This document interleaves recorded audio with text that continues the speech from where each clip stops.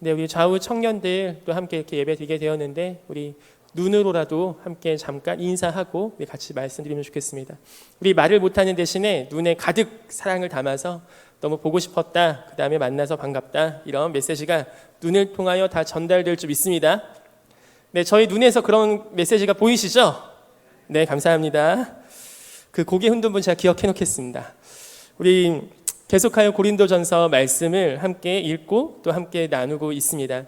오늘 말씀은 6장을 시작하는데 저희가 5장에서는 지난주에 음행하는 자가 있었는데 이 계모와 결혼해서 그 이유가 돈이 되었든 어떤 음란한 마음이었든 그거에 대해서 교회에서 그걸 적절하게 처리하지 않고 그 누룩이 교회 가운데 퍼져가는 것에 대응하지 않았던 그 교회의 교회 권세됨을 잃어버리고 있는 그 고린도 교회에 바울 사도가 강하게 권면하는 장면을 우리가 보았습니다.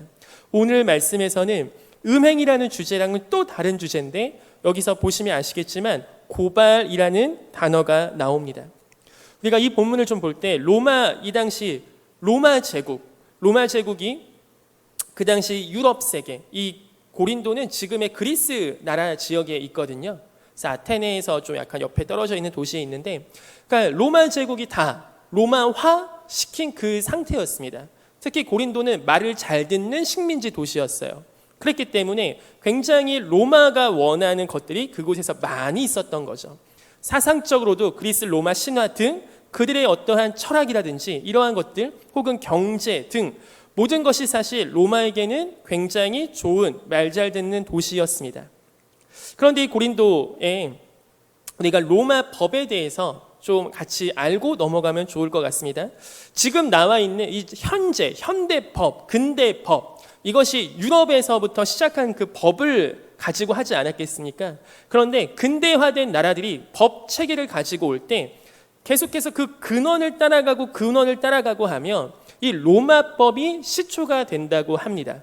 그만큼 로마의 법은 굉장히 체계적이고 그 당시 고대 국가였음에도 불구하고 근대와 현대의 국가들도 로마의 법 정신과 법 체계 또 법이 굉장히 잘 다스려지는 그 법치 국가임을 굉장히 높게 평가하고 배우고 있을 만큼 로마는 법의 나라라는 별명을 갖고 있는 상태였습니다.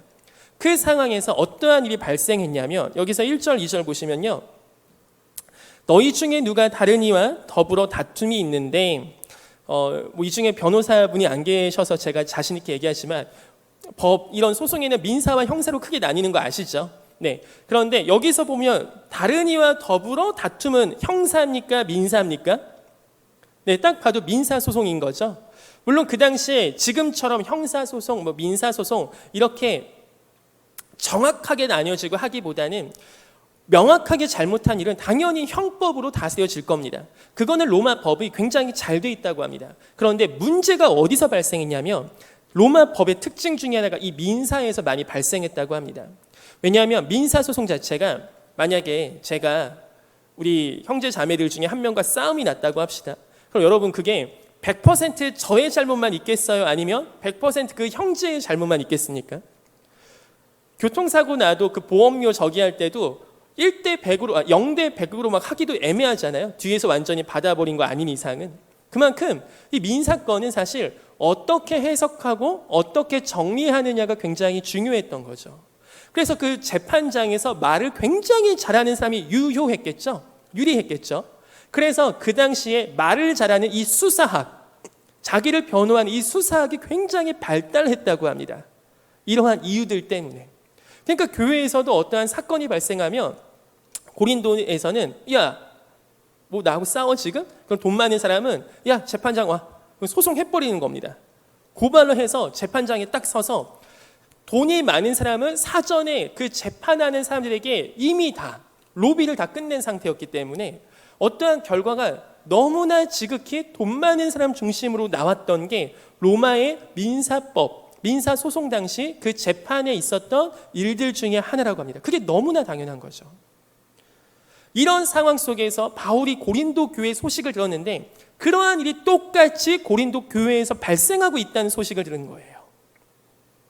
어떠한 법이 잘 통치가 되고 그 법으로 시시비비가 잘 가려지는 이러한 시스템이 아니라 고린도 그 당시의 사회에서는 돈 많은 사람이면 그렇게 승리하고 이기고 재판에서 유리해서 자신의 이익을 취할 수 있는 게 너무나 당연히 이미 당연한 얘기였는데 그게 고린도 교회도 동일하게 반복되고 있고 심지어는 교회 형제가 같은 교회 형제를 고발하고 이 교회 안의 문제를 세상 재판 법정에 가서 이득을 취하기 위해 교회에서도 빈부의 격차 때문에 그 부에 해당하는 부자들이 유리한 것들을 많이 얻다 보니까 이것이 그 교회를 세웠던 바울 사도 입장에서는 저 얼마나 속이 상했겠습니까? 이러한 배경이 있는 걸 우리 청년들 한번 생각해 보시고 오늘 말씀 본문을 다시 한번 같이 읽어보면 좋겠습니다. 2절 성도가 세상을 판단할 것을 너희가 알지 못하느냐? 세상도 너희에게 판단을 받겠거든 지극히 작은 일 판단하기를 감당하지 못하겠느냐? 우리가 천사를 판단할 것을 너희가 알지 못하느냐? 오늘 이 바울 사도는 신기한 얘기를 합니다. 얘들아, 니네가 세상을 판단할 건데 너네 세상 판단하는 니네가 판단할 권세와 그 권리가 있는데 왜 교회가 어떻게 세상 앞에 가서 판단을 받니? 그 빌미를 왜 제공하니? 이 말씀 우리가 좀 찾아보면 좋겠습니다. 마태복음 19장 28절 한번 가보세요. 마태복음 19장 28절.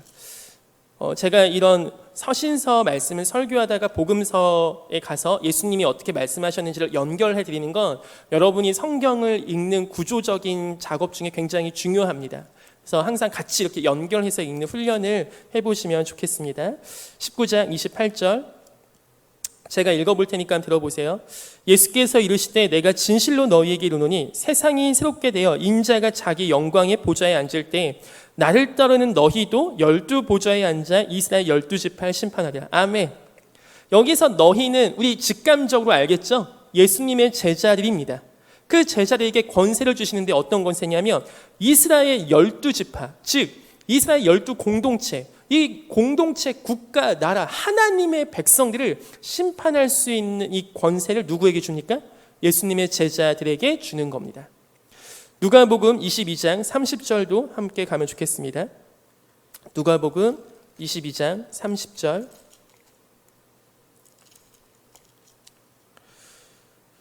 누가복음 22장 30절. 네, 함께 읽겠습니다. 신약성경 135페이지입니다. 누가복음 22장 30절. 네, 이것도 제가 읽겠습니다. 너희로 내 나라에 있어 내 상에서 먹고 마시며 또는 보좌에 앉아 이스라엘 12지파를 다스리게 하려 하노라. 아멘. 여러분 이거 한번 보세요. 이 말씀 보실 때 예수님께서 무슨 말씀하십니까? 보좌에 앉으라는 말을 합니다. 그 보좌는 우리 예수님만 앉으시는 곳이죠. 우리 하나님만 앉으실 수 있는 통치의 상징이죠. 근데 12보좌를 이 12제자에게 준비해 주셨다고 해요. 이것은 에덴 동산 그 하나님의 나라, 처음 우리에게 주셨던 아담에게 허락하셨던 통치의 회복입니다. 하나님은 아담을 처음 만드시고 선악과만을 약속을 하시며 너가 아담아 네가 이름 짓고 싶은 대로 다 짓고 네 하고 싶은 대로 다 하고 아담에게 세상을 다스리는 그 권세를 주셨습니다. 그런데 죄로 인해 타락했지만 예수님께서 다시 오셔서 예수님께서 우리 가운데 오셔서 아담이 잃어버렸던 그 통치의 회복을 이 12제자들에게 예수님이 다시 오시는 그날, 그 세상이 온전히 새롭게 되는 그날에 통치의 권세를 회복시켜 주신다고 하시는 겁니다. 그럼 우리가 안에 질문이 하나 들 수 있죠. 그럼 이건 12제자들 이야기 아닙니까? 저는 12제자가 아닌데요. 우리가 베드로전서 2장 9절을 한번 가보면 좋겠습니다. 베드로전서 2장 9절. 네, 이 부분을 함께 읽으면 좋겠습니다. 그리고 이 부분은 여러분의 성경책에 꼭 표시를 해주셨으면 좋겠습니다. 베드로전서 2장 9절. 혹시 여러분 안에 마음 가운데 나는 뭐 그냥 예수님 믿는 정도지, 뭐 하나님 나 별로 안 좋아하실 걸, 나 교회도 잘 안 다니고 뭐 믿긴 믿는데 난 잘 모르겠어 하시는 분이 있다면 매일 이 말씀을 정말 선포하시는 마음으로 읽으셨으면 좋겠어요. 여러분의 귀에, 여러분의 심령에 여러분이 여러분을 축복하는 시간을 꼭 가지셨으면 좋겠습니다. 함께 읽어보겠습니다. 시작. 그러나 너희는 택하신 족속이요 왕같은 제사장들이요 거룩한 나라요 그의 소유가 된 백성이니 이는 너희를 어두운 데서 불러내어 그의 기이한 빛에 들어가게 하시니에 아름다운 덕을 선포하게 하려 하십니다. 아멘. 이 말씀은 베드로 사도가 핍박 때문에 흩어졌던 그 교회, 유대인이든 이방인이든 다 흩어져서 고난과 핍박 가운데 있던 정말 힘들어하고 정말 내일 죽어도 할 말이 없는 너무나 고통 가운데 있는 성도들 한 명 한 명을 축복하는 겁니다. 얘들아, 니네가 왕 같은 제사장이다. 왕과 제사장, 구약 시대에는 아무나 그렇게 세우지 않았습니다. 왕, 제사장, 선지자는 하나님께서 특별히 세우셨어요. 그런데 성령 하나님께서 오순절 우리 모두에게 임하심을 통하여 그 복음을 들은 우리 모두에게 이미 성령의 기름 부으심으로 인해 왕같은 제사장인 줄 믿습니다. 아멘. 여기서 우리가 왕같은 제사장이 될게요가 절대 아닙니다. 내가 말씀을 더 많이 읽으면 저도 왕같은 제사장이 될 수 있나요? 제가 아직 큐티를 못했는데 저 왕같은 제사장 될 수 있나요? 제가 왕같은 제사장 좀만 더 노력하면 될까요? 그런 컨셉이 아니에요. 여러분 정말 예수 그리스도 믿으십니까? 정말 우리의 죄를 우리 하나님의 아들 예수님께서 모든 물과 피를 쏟으시면서 저와 여러분을 하나님의 나라로 들어가게 하신 것을 믿으십니까? 그것이 먼 옛날이 아니고 그것이 먼 미래가 아니고 오늘 이 시간 우리 가운데 그렇게 행하시는 하나님의 의와 함께 하심을 믿으십니까? 여러분, 우리는 왕같은 제사장들입니다. 다스리는 겁니다. 통치하는 겁니다. 우리가 세상을 판단하고 세상을 심판하고 세상 가운데 이건 잘못됐잖아요 라고 얘기할 수 있는 게 그게 사실은 교회의 통치하는 권세가 될 줄 믿습니다. 우리 좌우 청년들 좀 함께 보시면서 눈으로 또 축복하는 시간 갖겠습니다. 당신은 왕같은 제사장입니다. 비말이 트면 안 되기 때문에 이거는 장엄하게 하셔야 돼요. 엄숙하게 웃으시면 안 됩니다. 네, 왕같은 제사장. 세상을 통치하고 세상을 다스리는 왕같은 제사장. 다시 말씀으로 돌아와서 고린도전서 6장 보시면 그렇게 세상을 우리가 사실은 판단하고 너희가 세상을 통치하고 그렇게 하나님께서 우리 가운데 그런 권세를 주셨는데 너네가 왜 교회에 있었던 그 다툼의 문제를 세상으로 갖고 가냐? 여러분 5장의 그 음행 사건 때도 바울 사도가 음행한 것도 문제지만 바울 사도가 굉장히 권계했던 부분이 음행하는 자를 교회에서 누룩이 퍼져감에도 불구하고 그걸 정확히 내치지 않았던 그 죄를 단호하게 거부하고 거절하지 않아서 그것이 공동체 안에 누룩처럼 퍼지고 퍼지는 것을 굉장히 강하게 경고하지 않았습니까? 그런데 오늘은 이 송사의 사건 또한 고린도 도시 안에 고린도 교회가 고린도 세상의 문화를 바꾼다거나 고린도 세상에 거룩한 운동을 한다거나 그 고린도를 판단하고 얘들아 그렇게 살면 안 된다 이런 컨셉이 아니라 오히려 고린도에서의 문화가 교회 가운데 침투되는 것에 대해 바울은 굉장히 경각심을 가지고 있는 것 같습니다. 여러분 먼저 우리 안에 좀 적용해보는 시간 잠시 한번 가져보면 좋겠습니다. 지난주에도 제가 여쭤봤지만 개인적으로 공동체적으로 우리는 수비하는 입장입니까? 아니면 공격을 하고 계십니까? 물론 세상과 교회를 이분법적으로 나누는 어떤 사고가 고착화되는 건 좋지 않습니다. 예를 들면 나는 교회에서만 크리스찬이고요. 세상에 나가면 뭐 교회만 선한 곳이고요. 세상은 어차피 뭐 이런 이분화된 사고는 중요하지 않아요. 우리가 가는 모든 곳이 그곳에서 우리가 하나님께 예배할 때 그곳이 하나님께서 예배 받으시는 곳임을 믿습니다. 아멘.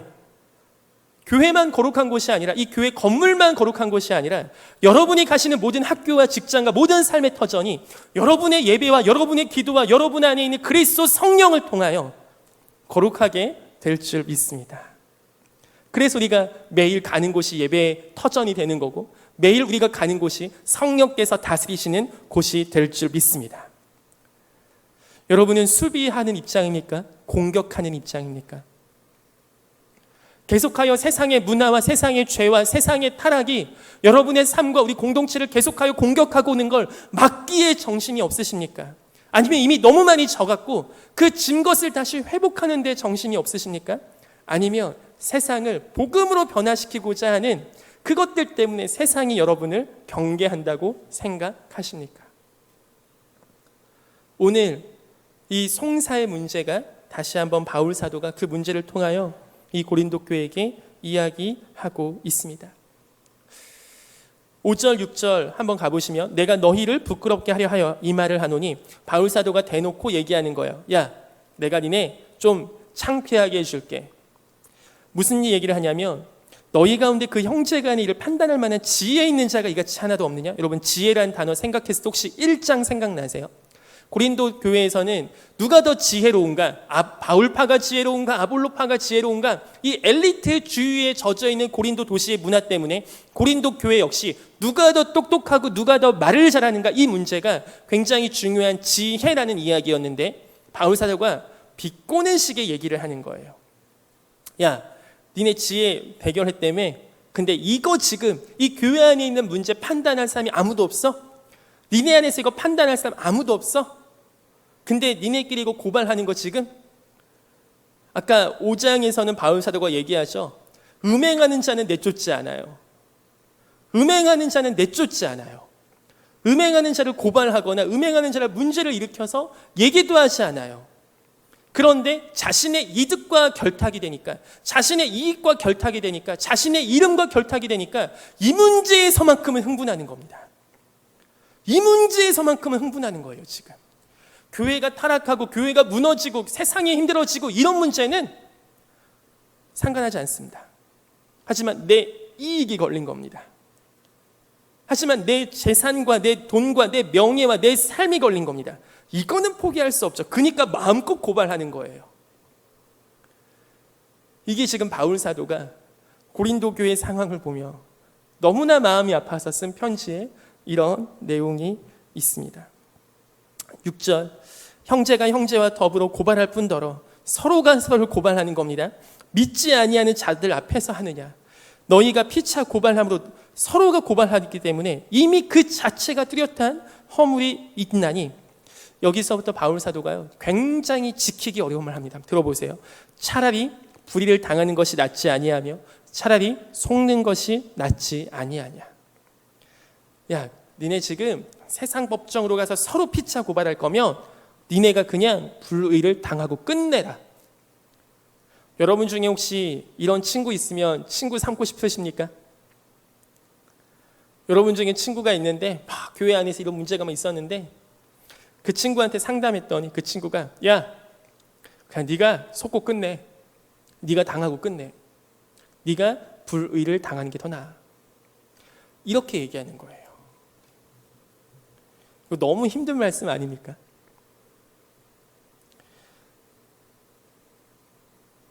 이 부분에서 우리가 잠시 멈춰봤으면 좋겠어요. 이건 우리가 하나님 너무 감사합니다 하면서 아멘 하고 먹기에 우리 마음속에 이 꼬여있는 배알이 도저히 풀리지 않는 거예요. 혹시 여러분 지금 말씀 들으시면서 이전에 교회 안에서 다투었던 혹은 마음이 상했던 혹은 억울했던 혹은 뭐야 어떻게 그럴 수 있어 이런 생각을 해보신 적 있으세요? 교회를 다니면서 그런 생각을 할 수 있습니다. 그 생각 자체가 나쁜 건 그게 나쁘다고 하면 그냥 저와 여러분이 죄인이라서 그런 거예요. 저도 그렇기 때문에. 근데 이것이 오늘 송사와 고발의 문제까지 간 걸 바울사는 문제를 삼은 건데 우리가 오늘 이 시간 그렇다면 이 불의를 당할 수 있는가? 이 부분에 대해서 함께 나누고 기도하고 마치면 좋을 것 같습니다. 그 부분은 마지막에 좀 더 이야기하기로 하고 9절 가보시면요. 하나님의 나라가 등장합니다. 얘들아, 불의한 자는 하나님의 나라를 유업으로 받지 못해. 미혹을 받지 말라. 음행하는 자, 우상 숭배하는 자, 간음하는 자, 탐색하는 자, 남색하는 자, 도적이나 탐욕을 부리는 자 쭉쭉쭉 나오면서 하나님의 나라를 유업으로 받지 못한다고 한 번 더 이야기합니다. 하나님의 나라. 여러분, 하나님의 나라가 무엇이길래 우리가 이것을 왜 유업으로 받고 못 받고의 문제가 나옵니까? 저는 어려서부터 교회를 다녔기 때문에 천국 하면은 당연히 제가 죽어서 가는 곳이라고만 생각했습니다. 제가 죽어서 가는 곳. 이렇게 얘기를 하면 아니에요? 라고 생각할 수 있는 청년도 있을 수 있습니다. 맞습니다. 우리가 죽어서 가는 곳이 천국입니다. 하지만 예수님께서 말씀하신 성경에 나온 천국, 하나님의 나라의 뉘앙스를 보면 단순히 죽어서 가는 곳만이라는 어떤 불교에서도 말하는 극락이라든지 그냥 유토피아적인 개념으로만 예수님이 말씀하신 건 아닌 것 같습니다. 함께 우리 찾아보시면 좋겠습니다. 누가복음 17장 20절. 누가복음 17장 20절 21절. 누가복음 17장 20절 21절. 네, 제가 읽겠습니다. 신약성경 124페이지. 바리새인들이 하나님의 나라가 어느 때 임하나이까 묻거늘 예수께서 대답하여 이르시되 하나님의 나라는 볼 수 있게 임하는 것이 아니요. 함께 읽습니다. 또 여기 있다 저기 있다고도 못하리니 하나님의 나라는 너희 안에 있느니라. 아멘. 하나님의 나라는 너희 안에 이미 있대요. 하나님의 나라가 우리 가운데 있다고 하는 겁니다. 하나님의 나라는 미래적인 종말론적인 공동체입니다. 하지만 동시에 현재적인 것이 하나님의 나라예요. 예수님께서는 니고데모와 대화하실 때도 분명히 거듭나야 가는 것이 하나님의 나라라고 하였고 제자들에게도 장차 내가 다시 올 때 가져올 나라는 하면서 미래적인 나라에 대해서 말씀하셨지만 동시에 복음서에서 현재적인 나라에 대해서도 같이 있는 겁니다. 그래서 이걸 신학자들은 이미와 아직 사이에 있는 긴장 관계에서 우리가 살고 있다고 얘기하는 거죠. 하나님의 나라가. 그렇다면 우리의 삶에서 우리는 이미 하나님의 나라가 우리 안에 있어서 이 나라를 경험하고 누리면서 살지만 완성의 단계는 아닙니다. 완성은 언제입니까?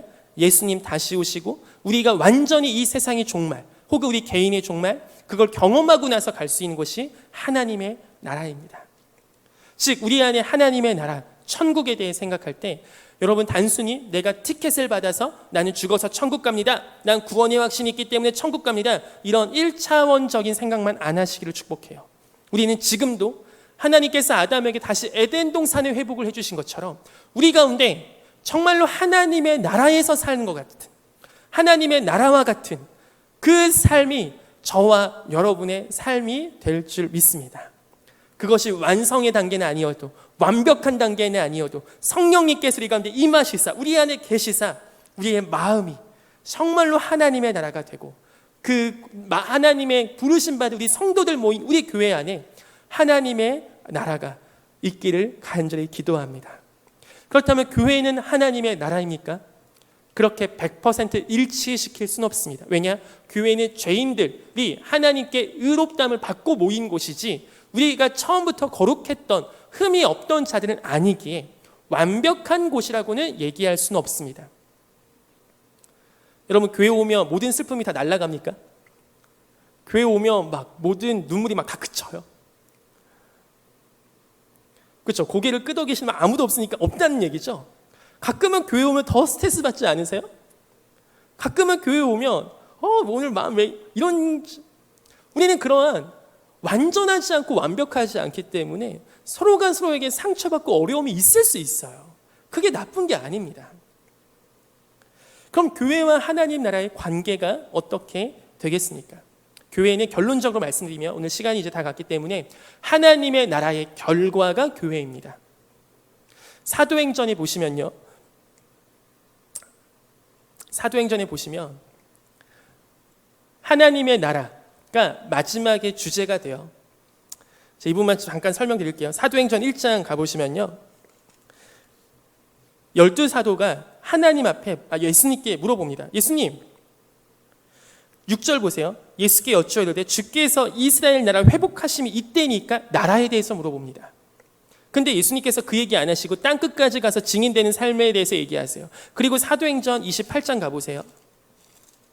사도행전 28장 가보시면 31절 바울 사도가 잡히고 나서 계속 얘기하는 겁니다. 하나님의 나라를 전파하며 주 예수 그리스도에 관한 모든 것을 담대하게 거침없이 가르치더라. 사도행전 1장은 12사도가 이스라엘 나라의 회복에 대해서 물어보는데 마지막 사도행전의 결론이 뭡니까? 하나님의 나라를 전파하며 그리스도를 전파하며 하나님의 나라로 정리가 되는 게 사도행전이에요. 그 얘기 뭡니까? 하나님의 나라가 우리에게까지 임한 줄 믿습니다. 자, 이럴 때 아멘 하는 겁니다. 아멘. 하나님의 나라가 사도행전을 거쳐서 우리에게까지 지금 임했어요. 그 하나님의 나라가 우리 한가람 교회까지 임한 겁니다. 하나님의 나라 복음을 전파하니까 뭐가 세워진 겁니까? 교회가 세워진 겁니다. 하나님의 나라 이꼴 교회라고 할 수는 없지만 하나님의 나라의 결과로 교회가 세워진 겁니다. 그럼 교회는 어떻습니까? 하나님 나라의 증거물이 되는 겁니다. 세상의 교회를 보고 우리가 서로 사랑하는 걸 보고 제자들이 서로 사랑하는 걸 보고 사람들이 우리가 제자인 것을 안다고 예수님께서 말씀하신 거죠. 우리 안에 우리 사랑하고 우리 교회를 보면서 세상 사람들은 저게 하나님의 나라구나 마치 그림자를 보듯이 보는 거예요. 하나님의 나라가 가면 뭐가 좋아요? 하면 교회 와보세요라고 얘기를 할 수 있는 게 원래는 정상적인 겁니다. 그래서 교회 안에서 완벽하진 않지만 하나님의 나라의 일들이 우리 가운데 이루어진다고요. 우리 오늘도 불렀던 찬양 사막에 샘이 넘쳐 흐르고, 이게 사실 이 찬양보다 더 저보다 우리 나이가 좀 연로하신 분들께서는 그 찬양을 아실 겁니다. 독사들이 어린 양과 사자들이 어린 양과 뛰놀고, 혹시 아시는 분들 계시죠? 우리 찬미자매까지 아는 것 같아. 우리 성일이까지는 모르고. 그러니까 하나님의 나라에는 이사야 말씀에 그게 나와요. 사자들과 어린 양이 뛰놀고 어린이들이 독사구리에 손 놓고 장난치고 아이들이, 이런 곳이 바로 하나님의 나라입니다. 아멘. 세상에선 도저히 어울릴 수 없는, 세상에서 도저히 만날 수 없는 하나님의 공동체에서만 이루어질 수 있는 교제가 바로 하나님의 나라라고요. 우리 20살, 21살 형제 자매들이 세상에서는 저 같은 사람과 놀아주겠습니까? 누가 이렇게 크게 웃었죠? 누가 저랑 얘기를 하겠냐고요. 교회니까 우리가 할 수 있는 거잖아요. 교회니까 서로가 사랑할 수 있는 거잖아요. 서로가 취향도 다르고 다 성향도 다르고 한데 교회에서는 이게 왜 가능합니까? 하나님의 나라의 결과물이에요, 교회가. 그래서 사자 같은 사람들, 어린 양 같은 사람들, 독사 같은 사람들도 하나님의 나라 안에서, 우리가 교회 안에서 교제하고 사랑하고 하는 것이 우리 가운데 이루어지기를, 그게 바로 우리가 유업으로 하나님의 나라를 받고 그렇게 세상 가운데 하나님의 나라를 보이는 수단으로서 우리 한가람 교회가 하나님 앞에 귀하게 쓰임받기를 소망합니다. 우리 좌우에 계신 분들 마지막으로 눈으로 인사합시다. 하나님의 나라. 네, 하나님의 나라. 우리는 하나님의 나라를 보여주는 증거물인 줄 믿습니다. 왜 하나님의 나라가 우리를 세우셨습니다. 하나님의 나라가 전파되었기에 우리 가운데 이곳에 교회가 세워졌습니다. 교회 건물이 아닌 여러분이 증거예요. 우리가 교회입니다. 우리가 이곳에서 하나님의 나라, 그것을 보일 때, 세상 가운데 드러낼 때 주께서 영광 받으실 줄 믿습니다.